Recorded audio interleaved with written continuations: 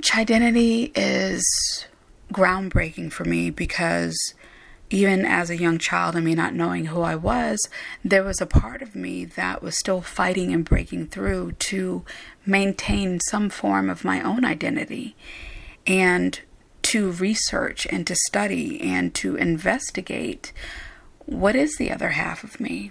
I always found myself wandering, whether it was after school or walking or pacing here or pacing there, wondering, do I have other siblings, and what is this like, and what are they like, and how are they? And, I just kind of always envisioned it as if it was already happening, even though the connection wasn't made, even though I had no clue whatsoever if it was true or not.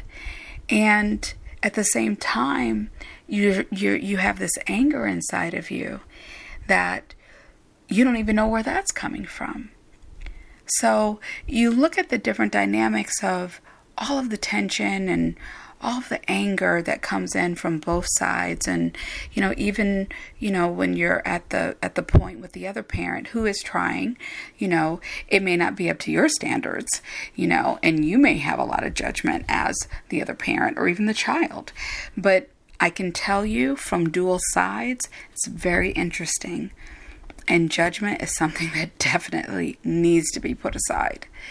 So Cheyedentity within itself is dear to me because the importance, if I did not, seek, or continue on a journey, even as a young child, to want to maintain my own identity and be on a search for who I am and the other side of me, then, definitely there probably could have been some, bumps in the road that I could have avoided.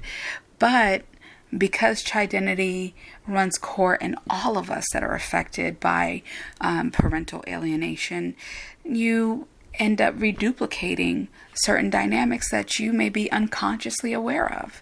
And in that unconscious awareness, depending on your contribution, or if you're fight or flight, or if you actually want to be healed from something once and for all, or break ground to have an understanding of how you can get this to a place of 100% healing, or cured, then you have to keep in mind it's going to be very, very painful, bringing you back to a place of in your childhood and bringing you through the journey of your adult life and then into current time for you to understand, how did I get here?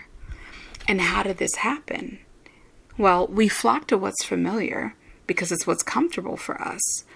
And so Cheyedentity, I believe, actually was birthed when I was a child, because I was already fighting one way or another to maintain my own identity. I was already searching for the other side of me. I was already curious. Now, there are a lot of children out there that are not curious. They go directly by what's being told to them. They adopt those behaviors. They completely reject the other parent, and there's no room at all for any type of communication, relationship, and it makes it very, very challenging for that other parent to engage, which ultimately they end up giving up. They give up, and then the child, on top of the anger that they have because they've adopted those behaviors from that particular parent, now they get to go into their adult life, and they already don't like the other parent, who they may not even know, who they don't know what the circumstances are. They didn't hear their side of the story. They have no idea. So they've already placed this judgment. So now they're in the fight for their life, because now they're only engaging in certain relationships, whether it's a friendship, whether it's business, whether it's intimate, no matter what it is. They are in a fight, an emotional fight, a psychological fight, to maintain some type of level of understanding of, how did I get here, and how did this happen, and how is it that I don't know who I am, but I know who parent A is, and I know who parent B is, and I know how they feel, and I know how they look at things, and I know what they stand for, but I don't know who I stand for and what I believe and what I'm doing. And so when you look at the dynamics of, parental alienation, it is difficult, It is very, very difficult.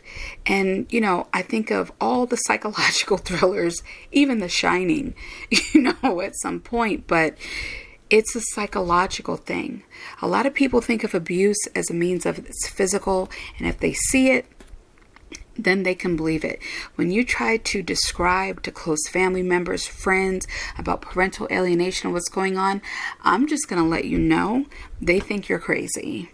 Their first thought, until they start seeing the effects of it, then they want to give their support.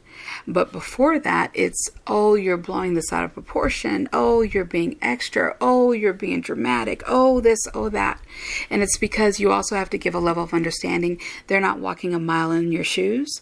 They have no idea what this dynamic looks like and what it does and how it breeds and feeds constantly on your energy and everything else, your time, everything.